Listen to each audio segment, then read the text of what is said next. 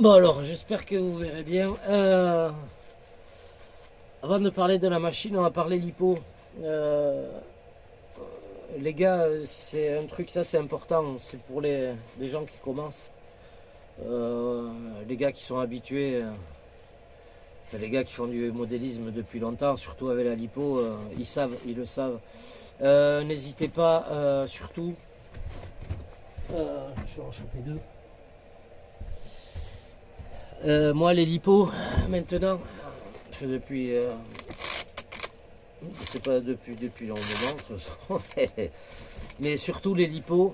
Moi, ce que je fais, déjà dans le fond du bac, alors sur le Seine, l'avantage c'est que les deux lipos sont au centre ici. Ça, c'est cool. Tout est au centre. On voit que le châssis, c'est super agréable, ça fait plaisir. Moi, ce que je fais, c'est que, bon, là, elle est morte, mais normalement, voilà, je mets une mousse au fond ici du bac et je pose ma lipo. Et généralement, je mets, enfin, c'est pas généralement, c'est que quand j'empile deux lipos comme ça, je mets une autre mousse et après, je le mets par-dessus. Alors, ça aura deux effets. C'est que la mousse va empêcher votre lipo de riper. Parce que là, si je vous le mets là, vous voyez, ça glisse facilement. Ça, c'est pas une mousse idéale parce qu'elle glisse un peu. Mais vous voyez que déjà, une fois serré, ça glisse beaucoup moins. Là, j'appuie pareil. Vous voyez, là, je peux appuyer. Voilà. Donc, déjà, et en plus, ça aura l'effet que quand vous sautez, vous atterrissez et tout, ça amortit les lipos, ça évite les chocs aux lipos. Et ça évite, je vais vous montrer, notamment sur cette batterie, ça évite l'éclatement de la lipo, souvent au cul. Vous voyez que la lipo, elle est gonflée, elle est déformée, elle est gonflée, elle prend des stars. Et ça vous flingue des cellules. Alors là, on voit mieux de ce côté. Vous voyez, et ça vous flingue les cellules. Voilà, et tous ces à-coups, donc surtout mettez-vous bien des... et ben là je les ai flingués parce que dans le Yikong, j'y ai pas pensé. Mais dans le Yikong, en fait, j'installe les lipos en décalé comme ça. Et vous voyez, aux impacts, eh ben, ça a déformé la lipo. Et là, j'en ai, je crois que c'est celle-là d'ailleurs, j'ai une cellule qui a pas aimé. Voilà. Donc voilà, faites attention à ça. Essayez un maximum de vous les installer les unes sur les autres. Et parce que moi j'ai mis des scratchs pour les tenir, pour pas que ça glisse. Mais c'est une très mauvaise idée. Il vaut mieux la mousse. Voilà, il vaut mieux mettre une mousse comme ça. Vous serrez bien. Tiens, au passage, on va remercier monsieur Pascal pour les sangles. Ça, c'est des sangles fait maison pour sa femme et lui. Donc, elles sont juste la bonne taille, moi, pour les... Voilà. Donc, pensez bien à vous mettre les mousses. Ça va amortir, ça évitera que vos lipos prennent des chocs. Voilà, c'est un petit conseil comme ça, surtout pour les débutants. Et encore que tout le monde ne le fait pas, même certains qui ne sont pas débutants, tout le monde ne le fait pas. Bon, alors je me suis aperçu d'un truc sur le Seine. Alors ça va être un peu compliqué de vous montrer ça comme ça. J'essaye de voir avec le retour. Mais attendez, je vais déplacer le téléphone, que je vois ce que je fais. Parce que là, je suis obligé de me mettre en retour vidéo, mais... Donc, l'ancrage des amortisseurs ici, je l'ai décalé sur le premier trou. Et vous avez 3 trous en bas, je l'ai décalé sur le premier trou. Ce qui m'a valu de gagner 1 cm de garde au sol. En décalant ici en haut, je vais vous montrer. Peut-être comme ça, ce sera mieux. Voilà. Ici vous avez aussi en haut 3 trous. Alors sur l'avant j'ai 2 problèmes. C'est que l'amortisseur, quand vous le décalez, en fait il vient, le ressort vient frotter sur le sur le... Je vais y arriver. J'allais dire le cardan. Désolé, je suis un peu fatigué. Sur le triangle supérieur. Donc ça, vous avez le ressort qui vient frotter sur le triangle supérieur. Ouais, il vient frotter sur le triangle supérieur. Donc si vous voulez, parce qu'on peut gagner encore 1 cm de plus, donc en gros ça ferait 8 cm de garde au sol là-dessous. Là déjà on arrive à passer le bras au milieu. Mais là pour l'instant on peut pas. Parce que donc ça vient toucher sur le triangle supérieur. Et sur la direction à l'avant, il y a un autre problème. Ça va être dur de vous montrer tout ça. Ouais, peut-être là comme ça. Si vous le décalez donc sur le premier trou en haut, le souci que vous avez, c'est que vous avez la barre de direction qui vient taper et qui vient buter sur la coupelle d'amortisseur ici. Donc ça vient vous la faire bouger. Déjà là, je suis au premier trou et au dernier ici. Ça vient déjà toucher. À peine, mais ça vient toucher. Donc là, moi, ce que je vais faire, c'est que déjà, j'ai remarqué que la barre d'Ackerman, elle peut descendre encore un peu. Donc ce que je vais faire un calage ici au niveau de la barre d'Ackerman. Pas de la biellette, parce que ça va faire trop d'efforts ici. Mais au niveau de la fixation de la barre d'Ackerman, je vais rajouter une cale, histoire de descendre le cardan pour qu'il soit un peu plus droit. Et ce qui fait que là, vous voyez, ça passe. Bon, c'est un peu compliqué de vous montrer avec l'éclairage que j'ai là, mais là, vous voyez, ça passe, il n'y a pas de problème. Voilà. L'autre souci qu'il y a, c'est que là où j'ai mis le vario, ça c'est pas gênant, c'est qu'il y a l'amortisseur ici qui vient frotter sur le vario. Et à l'avant, c'est pas le problème, ça passe avec le châssis, mais à l'arrière, vous allez voir que le châssis il gêne. Donc là, il faudrait que je décale le vario vers l'avant. Bon, j'ai un bon centimètre passé, donc je peux le décaler vers l'avant avec le 42-74. Avec un autre moteur plus long, ce sera compliqué. Après, sachant que sur le Seine, ici ils ont mis un petit refroidisseur.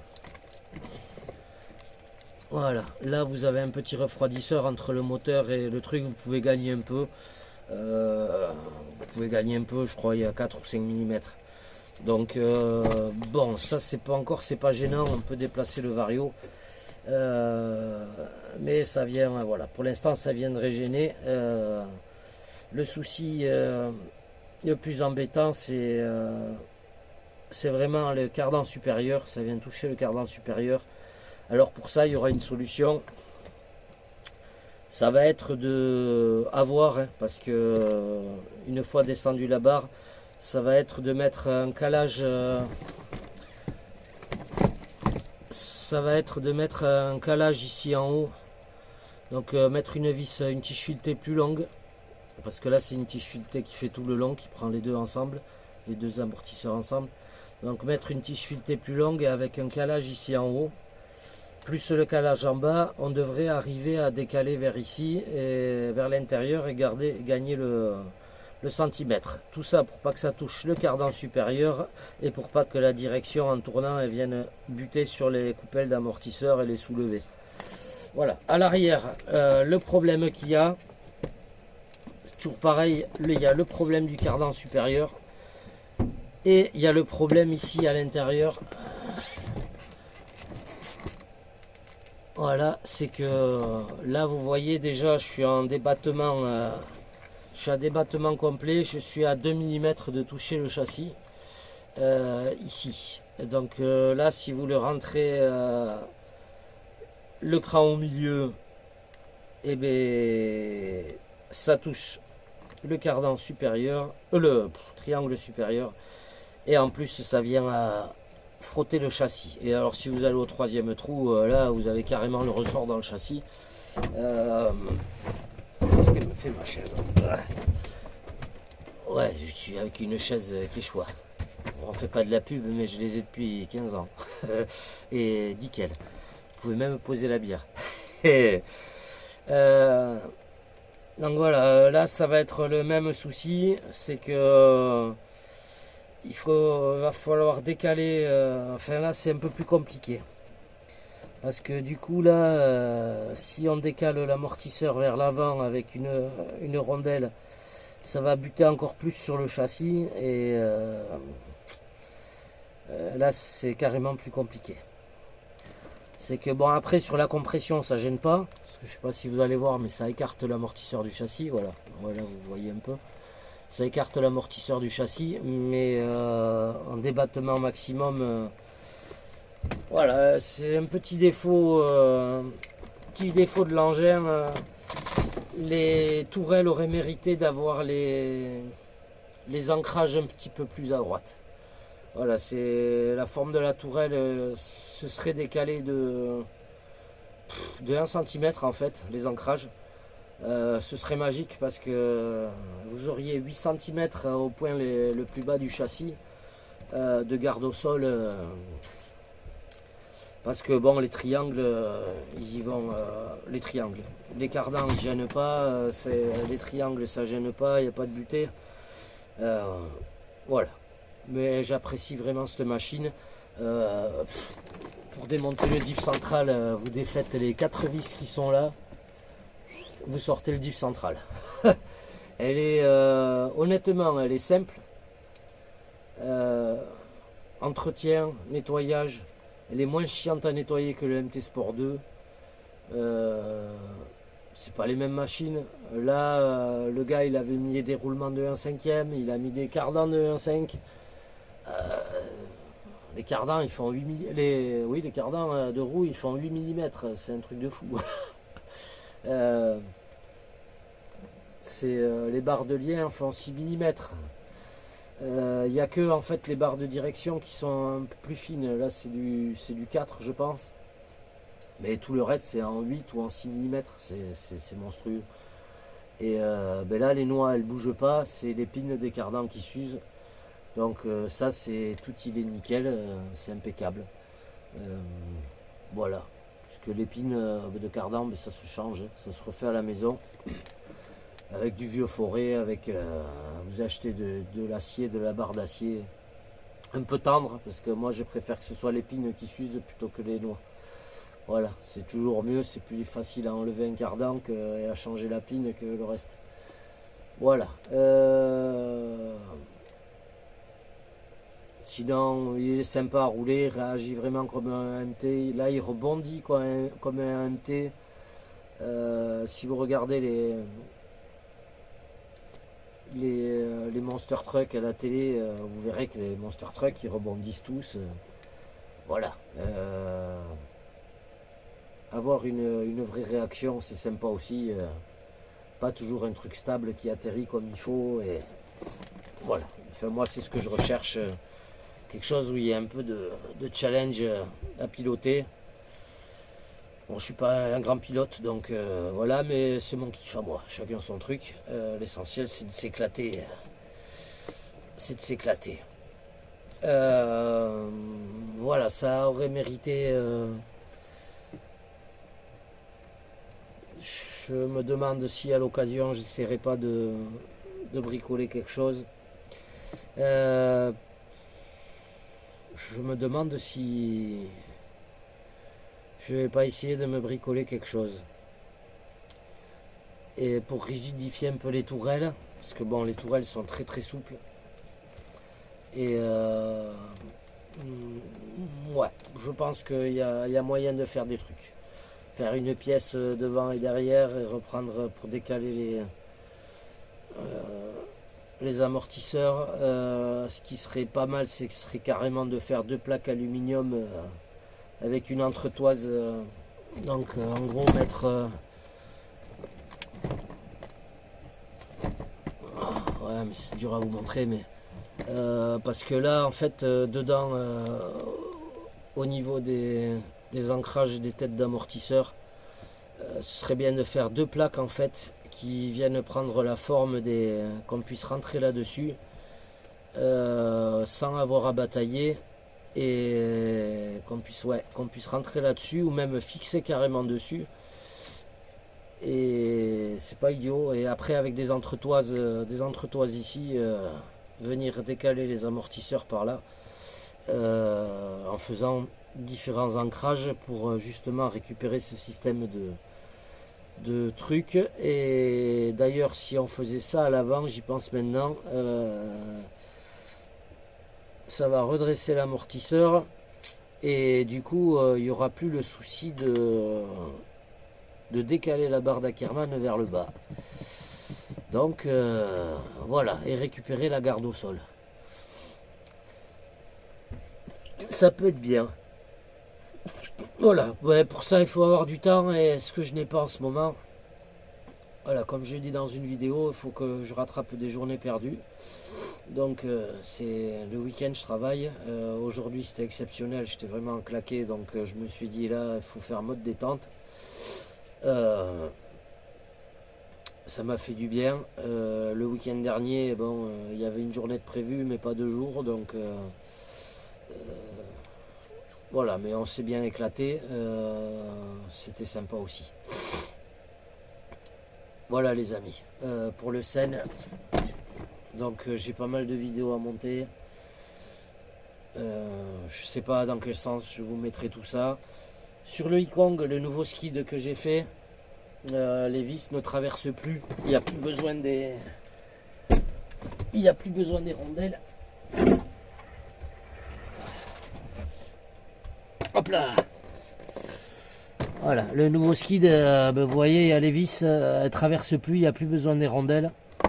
J'ai quand même fait 2 patins ici qui sont au-dessus des vis. Voilà, pour pas venir les frotter. Et l'arrière, ça c'est l'ancien skid, le nouveau, il va être modifié aussi. C'est pareil, il va y avoir des patins devant pour protéger les vis et avoir un meilleur serrage aussi. Voilà, mais c'est... Lui, c'est une tuerie aussi. Vraiment, c'est...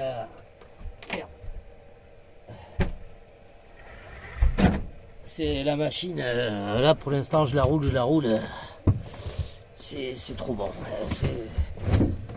Ouais, si vous avez 550 € à mettre, allez chez RC Fox, honnêtement, prenez-vous-le. Il est technique à piloter un peu au début, le diff, vous verrez sur la vidéo avec François, parce que lui, Monsieur Moget, parce que lui il a le diff derrière installé. Au final, il n'y a pas grand chose de différence. Ça se vaut. Voilà, après c'est peut-être le doigté qui est différent, mais ça se vaut largement, même sur les lignes droites. Donc voilà les amis, c'est petit retour. J'en ai profité là l'autre jour. Ah, j'avais oublié mon téléphone, donc j'ai créé un skid. Je l'ai pas imprimé parce que pour l'instant c'est pas. Mais j'ai créé un skid pour le Seine. À voir, je le testerai et je voudrais créer un skid arrière avec les roulettes intégrées parce que ma pauvre carreau incassable et quand vous faites du houlis, ça l'arrange quoi. Alors ouais, ça a commencé à bien l'arranger même. Parce que c'est pas difficile, la partie qui est là, elle était à la hauteur de là. Donc ouais, ça l'a pas mal rangé. Petit merci à Elsa's Body, à Pro Body, à tous ceux qui font des carreaux incassables parce que vraiment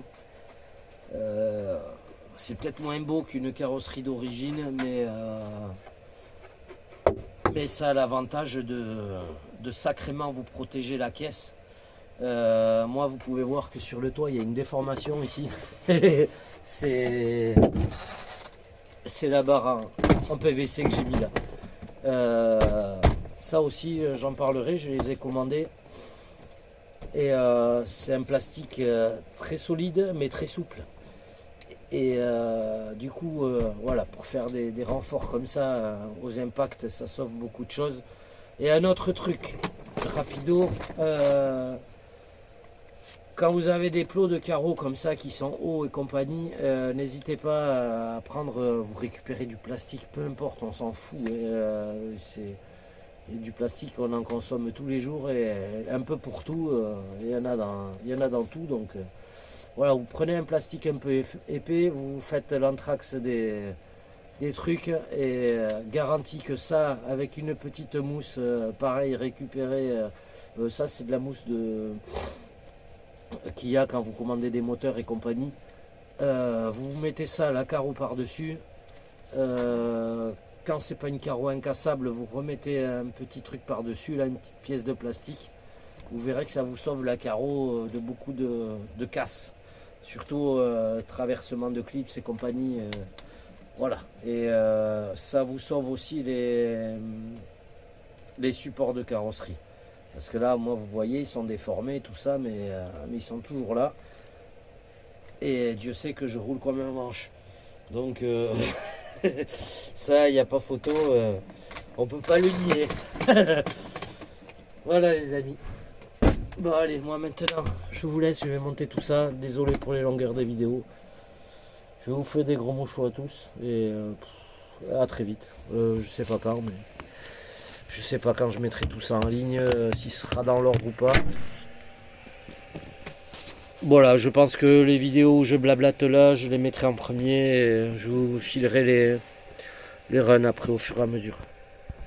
Allez, bon courage à vous, passez une bonne semaine et moi je vais aller me doucher et manger un bout et puis je vais aller me coucher. Allez, bisous à tous.